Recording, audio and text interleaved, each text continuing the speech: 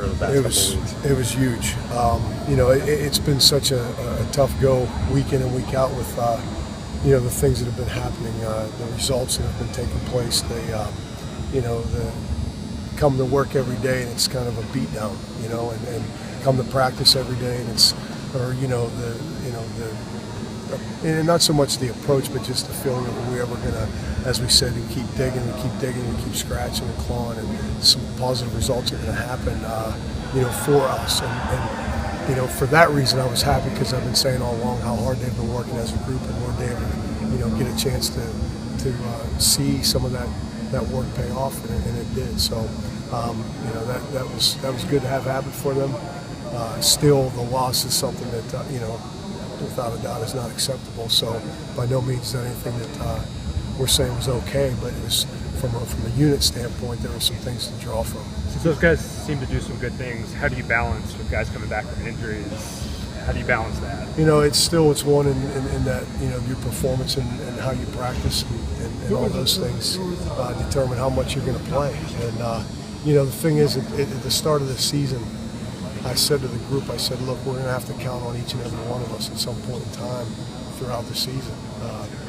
I didn't necessarily think it was going to turn out like this, but from a competitive standpoint, I wanted it to be that, and so it's been that way the last 2 days in practice. And there's guys that are playing more. There's guys that in a given series, if I feel like, hey, so and so, may need to come out, so and so can go in, and we can do that.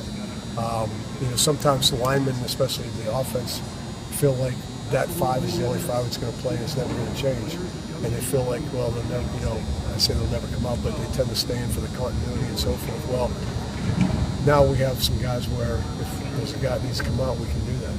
Do you sense more confidence in this group in the last couple of days based on Sarah's performance? Again, I do. I do from the standpoint of, again, working on particular plays of the run game and some things in the protections and so forth where I think, the package has grown for us for some things that we're doing. And I think that having that happen last week, their approach is, like I say, fun.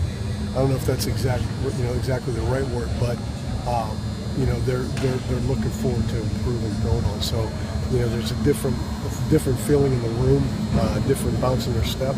And we've been through a heck of a grind right now with the opponents we've played, the stretch we've been on, and having an open date coming up.